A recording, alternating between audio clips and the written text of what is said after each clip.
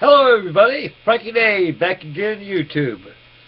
This evening YouTube I'd like to post my group build entry for Russell Goslin's D-Day group build. Matter of fact, I got two of them I'd like to present so far, and I'll probably have more coming away. Very good day for me. Our beloved Freddie Duarte has sent my B-26 today and some couple other models. I'd like to be able to show it to you great fellows out there. And God bless you, Freddie. Thank you very much, sir, for this. You know, it means a lot to me, buddy. I got you all squared away. Yeah, back to the group build. Anyway, folks, before we get underway here, I'd like to remind everybody again, though, give our hearts and the pay homage to Russell, so he can be able to get his family back together, get his family back in order again, get the problems taken squared away, so he can be back with us again on YouTube. And don't worry, Russell. You know, good Lord is in there. He'll, with his magical hands, he's touching your family, and everything will be fine, buddy. The word of saving a marriage is called compromise. It works. Okay, folks, back to the group build. First thing, I came home today. A package came in the mail, and our beloved Freddie Duarte has sent me a B-26 Maurader, also dubbed as a flying cigar, and the Widowmaker. And I'd like to present my group build here. This is group build number 1 on my part, and I'll post number 2 right after this, after we review the kit here. Right here is a monogram. This is a re-release of a 1977 monogram kit of the B-26 Maurader. The B-26 Maurader was known as the Widowmaker. It's because during its early involvement in the military, a lot of pilots were very skittish of flying them because they were too fast of an aircraft. And with this short wingspan that Glenn Martin has incorporated in this type of aircraft, it requires a lot of thrust and a lot of runway. At least 1,500 feet of runway, or perhaps even more. And I had its share of problems, like undercarriage. You always retracted on takeoff. When it came in for landing, sometimes the wheels would blow, and sometimes the landing gear would retract right back into the nacelles and the fuselage. And so there's been cases that the wings has came off a couple times, and there's been also other cases too that the rudder fell off a couple times. So it's like anything else, folks. You know, it is what it is. You know, when you're in the military, you're at war, or even today. You know, it takes a skilled pilot to work out the bugs in it, and a pilot is the airplane itself, and he can actually feel the airplane, how the airplane is actually designed, and he knows what can be done about it to improve it, and the problems also. So that's very helpful too in making this bomber still operable during the end of the Second World War. The B-26 Maurader entered the United States Army Air Corps as early as 1943, and it was on the drawing board as early as 1940, and it was considered one of the options of Jimmy Doolittle's Tokyo Raiders, and the airplane was considered too fast, and plus it's in experimental stages of flight and being tested as an aircraft that could be able to serve the role of the Army Air Corps as a medium bomber. And so it was scrubbed up because actually they were looking for more or less as a short takeoff. This airplane no way it can get off a deck of an aircraft carrier less than 500 feet. Ain't no way.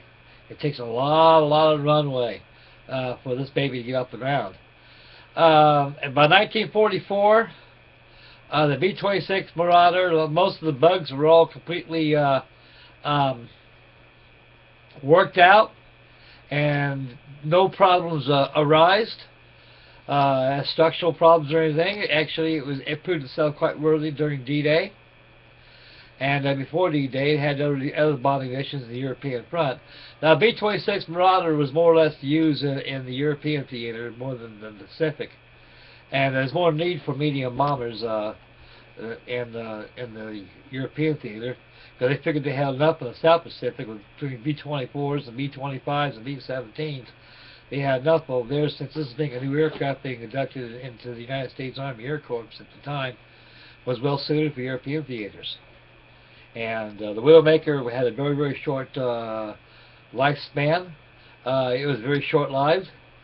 It entered service as early as 1943, and it was actually stricken from the Army Air Force register as late as 1947.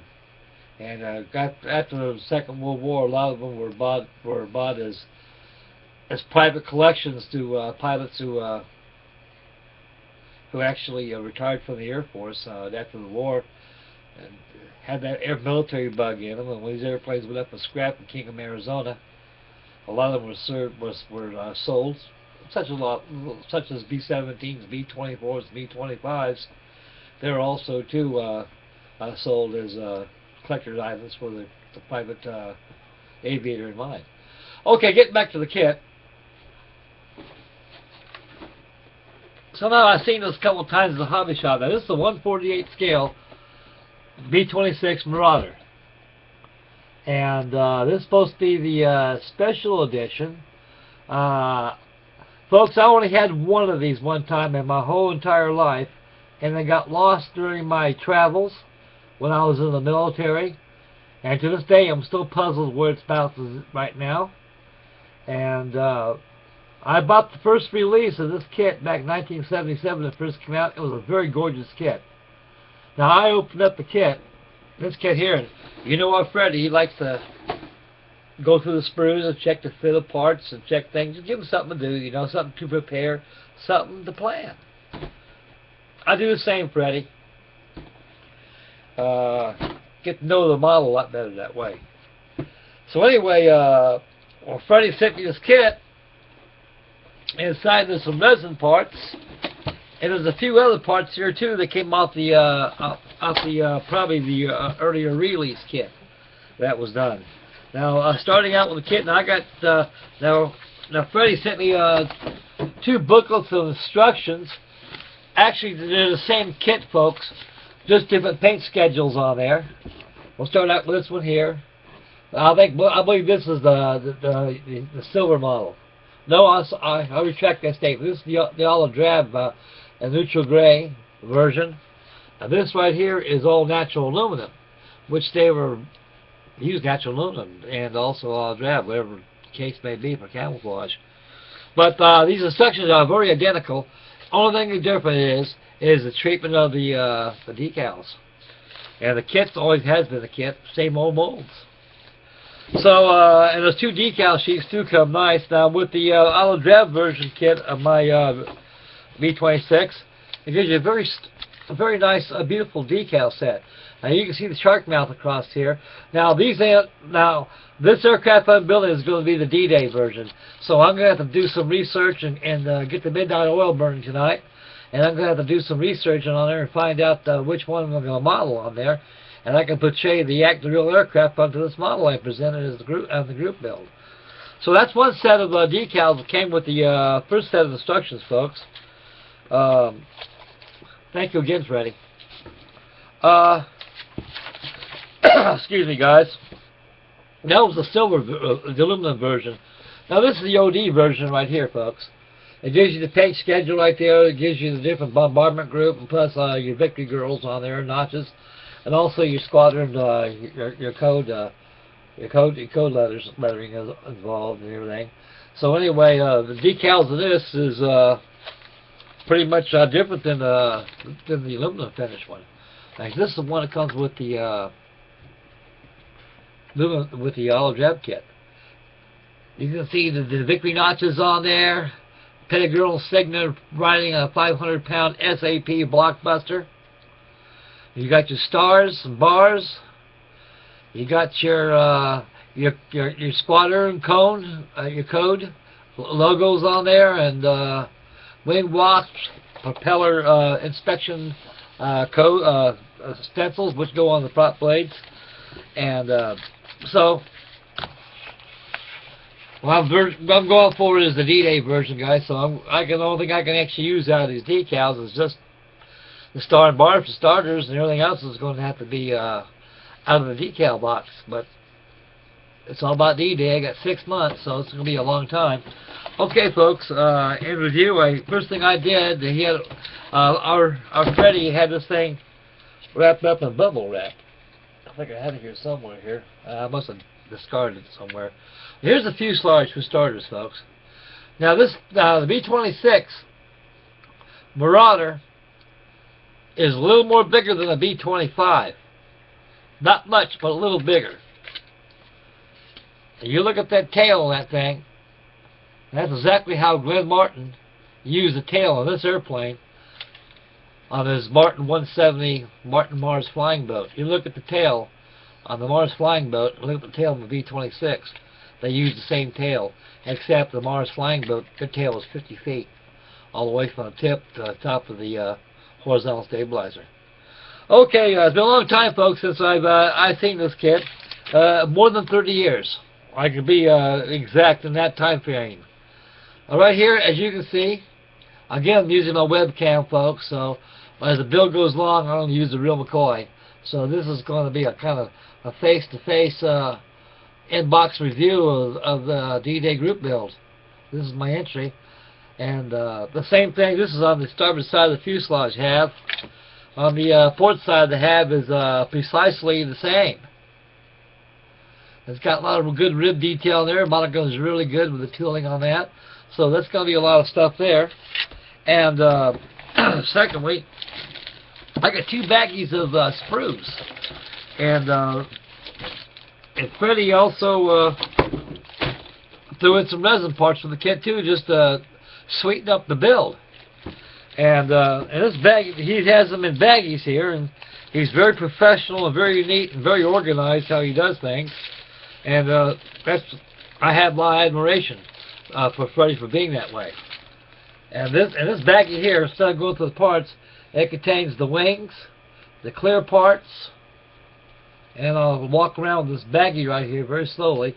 You can actually see what it is. That's that baggie right there. So it's going to be a pretty good sized model. And the clear parts are gorgeous. They haven't been scratched. It's got some kind of looks like a film bottle, something like that. Film around in like that. He's got some small parts there that possibly can get lost during shelf storage. So that's a pretty good idea of storing parts like that separately in something else besides the bags or something. Okay, that was the first sprue bag. On the second bag of sprues, now you'll notice that there's a different color plastic on there. Now the green one was the original early kit, but there's the same thing, just molded different plastic. So I guess what Freddie did, he must have swapped out some parts. He swapped out a new one for the old one, which are the same thing anyway. So there ain't no big deal there. And this baggie here contains sprues of the landing gear doors, and the engine nacelles, the horizontal stabilizer, and a lot of other interior parts and such, and the props. Second prop too, I forgot to show you the resin parts on bag number 1. As you can see right here, I haven't really opened up the bag to see what's in it, though that'll be pretty well discussed as the build goes along.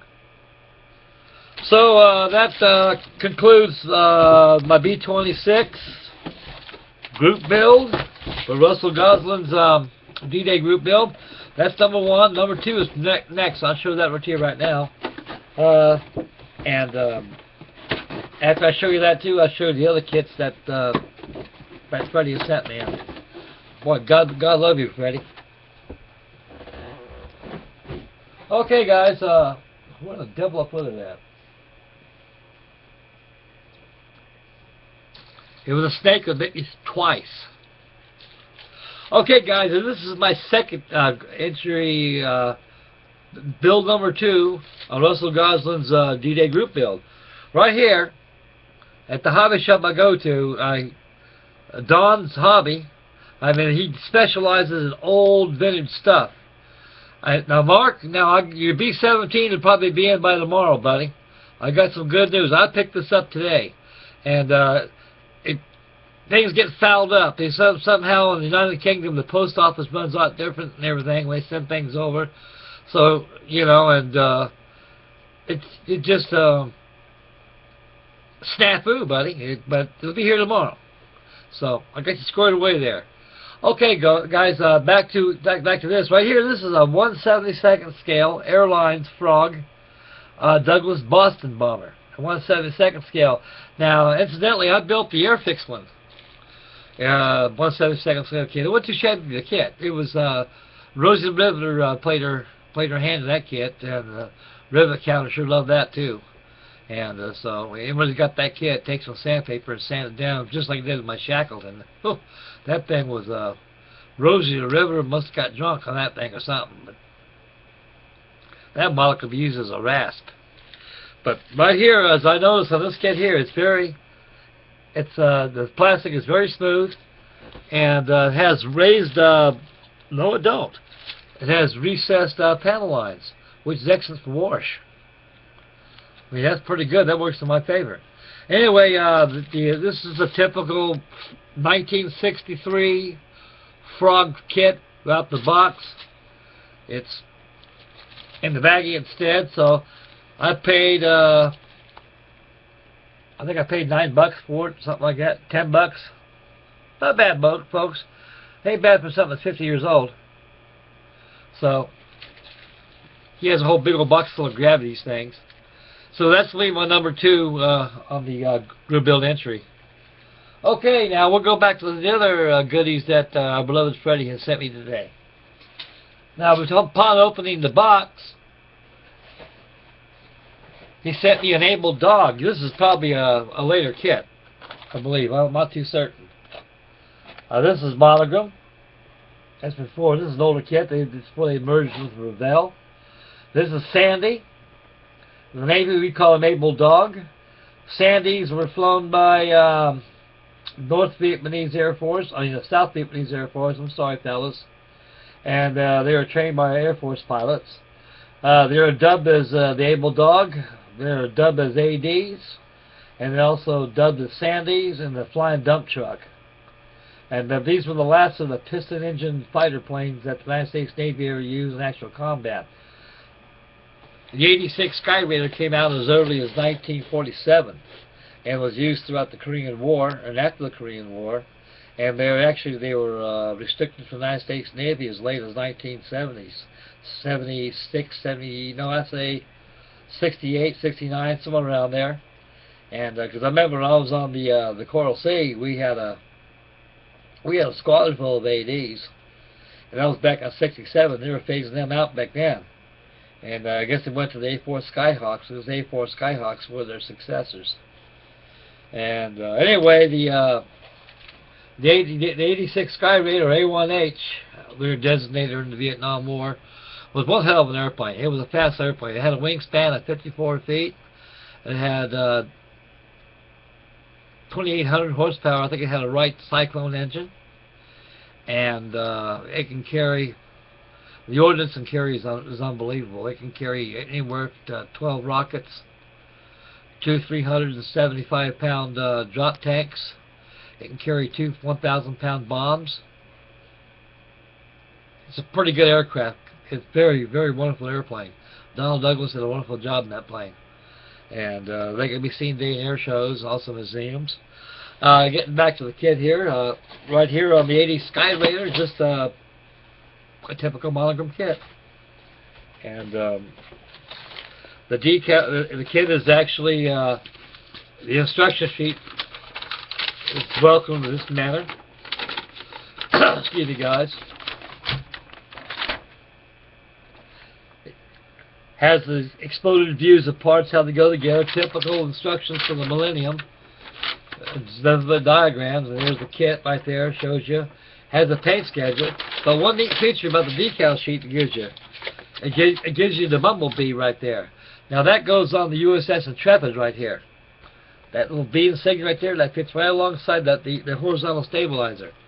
That right there, if I ever come to build this, as a matter of fact, I'm going to build this for Jake Cutler. Steve, our friend across the pond, I'm going to enter this as a naval carrier group build. So that'll fill that bill right there, is that build. And Clint, I've got, tomorrow I'm going to go to the hobby shop tomorrow. And I'm going to pick up a snap tight kit. I've been eyeballing a Hawker Hurricane by Easy Pegasus, something like that. And so I'm going to go there and pick that up and give a kit, give an inbox review of that. I've got all the builds all covered. Okay, guys. So anyway, back to the Sky Raider. It's just a typical AD, guys. So I don't sort of go through the kit and everything like that. I think you great fellas out there pretty much know how the monogram kit is built, and also the kit itself. And right over here, here's a kit that you don't see hardly anymore. He sent me this old chance spot, OS2U, Kingfisher. This is an old kit. This is a Pro Model series. It comes with full-to-edge parts on there. The sheet there has the engine, the dial console on there, and things. And make a fast review. I haven't seen this kit in the model shelf for 20 years. Oh yeah, it's molded in typical blue plastic like it always has been. There's a fuselage. That's the left side of the fuselage. Right side of the fuselage.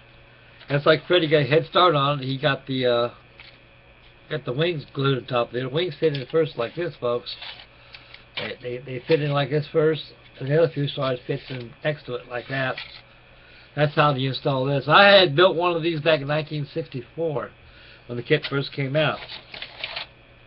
And here's the photo-etched parts to the Kingfisher, which I really haven't looked at that much. They have back off a little bit so you, there you go, so you can see that, fellas. It's like part of the engine governor rings. Fits you on the governor ring, and seat belts there. A lot of good stuff in there. Thank you, Freddie. God bless you, buddy. And last,